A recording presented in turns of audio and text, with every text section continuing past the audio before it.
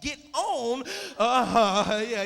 they get on my nerves. There are times that I don't feel, sometimes I love God with all my heart, but sometimes I don't feel like coming to church dealing with superficial church folk, if I could just be real.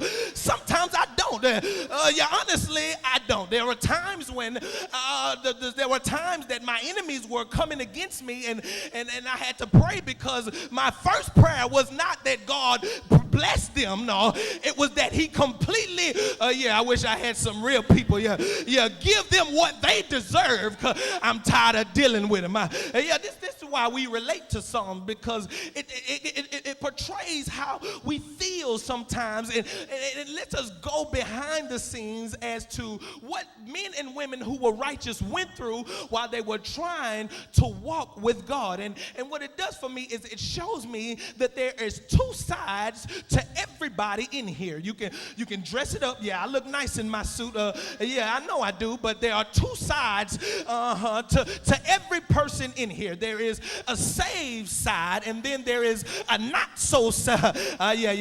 Upon meeting God, what we have is we have a not so saved side, and when we meet God, he saves us, but he does not disconnect my saved side from my not so saved.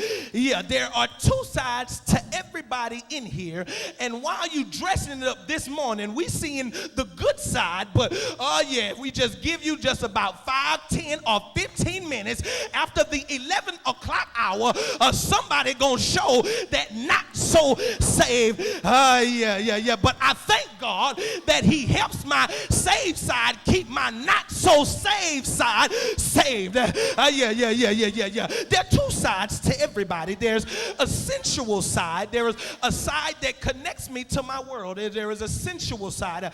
My smell, my eyes, my touch, my taste, my senses connect me to my world. That's a sensual side. That's the flesh side. But upon meeting God, he awakens my spiritual side. Now, my spiritual side is not connected to my fleshly world. My spiritual side connects me to God. But the issue is not the spiritual side. The issue is that when he connects me to him, he does not disconnect me from my world. And that's where I have difficulties. This where we find it. Though we're connected to God spiritually, we're also connected to our world sensually. And when my situation does not feel good sensually, it confuses my mind about my spirituality. This is where we are in Psalms. Where are you, Lord? Lord God, where are you? I know I'm connected to you, but I don't feel like I'm connected to you because of what I'm going through. This is where he is. He's confused. Many times what we do, we're confused. Many of us, we're confused because we're saved and we know we're saved. We felt the presence of God at church, but when we get home and we have a lot of bills, and when we get home and the kids start getting on your nerves, or when you get home and you have issues, when you get to work and you have intense struggle, there are times that you do not feel spiritual. And what we have done, and this is the conflict in Psalm 44, we try to determine our spirituality based on our sensuality. In other words, if my situation is good, then to me it seems like God is happy or pleased with me. But if my situation is bad, then it seems like God does not care about me. Are you walking with me? What we have done is we have based our situation as opposed to how close or how far we are from God. And the thing is, my connection to God is not based on my situation, but my connection to God is based on my revelation. You got to understand that, because your situation can be bad, but that does not mean that God has left you. I want you to walk with me. Many of us, we're caught between revelation and situation. We're caught between spirituality and sensuality. What we're caught between is what I know about God, but what I feel in my flesh. Am I the only one in here that I know God has me at a place, and I know I'm spiritual, but I don't feel spiritual when I get defeated. There are times. This is what Paul does. He introduces the instability in chapter 8 to prove the stability. Paul does this many times. If you read Romans, he always uses the negative to prove the greater positive. So it's essential then for Paul to ask, what then or who can separate us from God's love? Because he wants to prove that nothing can separate it. So he has to introduce the instabilities.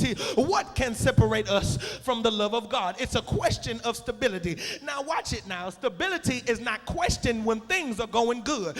Me and my wife, we had problems, and our stability was not questioned when everything was going fine. It wasn't questioned when all the bills was getting paid and we was lovey-dovey, but our stability got questioned when intense struggle hit our house. And I want to bless you. You can look judgmental, but everybody in here, your stability is going to be questioned because struggle is going to hit your house. It's a question of stability when struggle comes. Now watch now. The devil's trick now is to make Christians conditional. That's what he does. He wants to make you conditional. If my situation is good, I'm connected to God. But if it's not, I'm not so connected to God. Oh, I'm going somewhere, y'all. Put your seatbelts on because it's going to get a little turbulent through here. I'm letting you know. He makes us conditional. This is his accusation to Job. When he talks to God about Job, he says, God, there is nothing so special about you that nobody would want to hang with you. But the reason why Job serves you is because you gave him all that stuff. And this is what he can say about many of us. And you ain't gonna say it, but I know it's true, because if God was just to stop the blessing for a little while at your house, you will show God what you really thought about him. That's what he said about Job. He accuses Job of being conditional. Now, the only way that God can prove now Job is not conditional is by moving the stuff. But God already knew that his mind was not wrapped in his stuff, but rather in his God. And that's why when the devil took his stuff, he could stand flat foot and say, blessed be the name of the Lord, because my mind was not in my stuff. You can move my stuff, but my mind was wrapped in my God. Oh, I want to preach to somebody in here.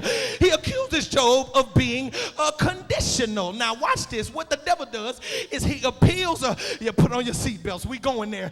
We going to the mountaintop, but I'm gonna rock the boat a little bit first. He appeals to my sensuality. This is what the devil does. Let me just minister to somebody in here. This is what the devil does.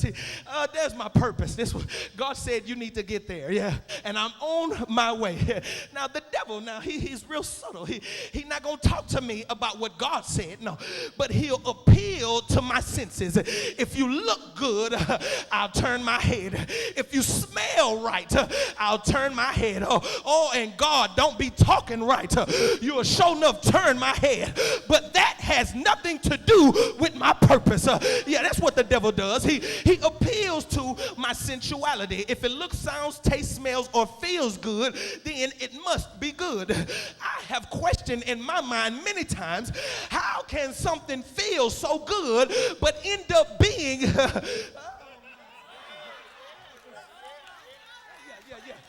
the devil, he bothered my sensuality, and it felt good, it smelled good, it tasted good, everything was good, so I figured it must be good, but only to go down the line just a little bit and discover what looks good on the outside is not always good on, I've questioned in my mind, how can something feel so good but end up being so bad? And then when I discovered that the things that look good were not good for me, there are things that feel good. Let me preach to some young person in here. Everything that feels good is not good for you. Something that you got into, you thought you was getting into 15 minutes of feel-good fun, and it turned out to be 15 years of agony and deception. You've been hoodwinked, bamboozled, and swindled. The devil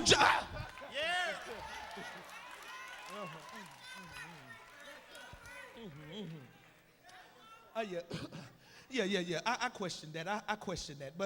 But the blessing is that because Maturity, this took some growing up. I had to grow up because maturity taught me that sometimes good things come in funny looking packages. And if you just check back over your life, there are some things in my life that started off real bad. But down the line, it turned out to be good. Yeah. There are some things, There's somebody in here, when you saw your daddy was a bad daddy, when you saw your mom was a bad mama, it turned out for your good because you said, I'm not going to be a bad daddy. I'm not going to be a bad mama. Yeah. When your ex-boyfriend from 4 years ago left you, you thought it was the end of your world, only presently to discover that the sufferings of that present time were not worthy to be compared to. Yeah, you realize that you better off without him. Yeah, he was a dog anyway, and God just had to slap you and make you feel bad so you understand. I wish I could preach to some real people. Yeah. The things that felt bad in the beginning turned out to be a blessing in the end. You see, what we want is we want the pleasure now and we want the pleasure later. But the devil is a liar. Just look at your neighbor on the side and say, no pain, no gain. Yeah. If you want to lose weight, you got to go through some pain.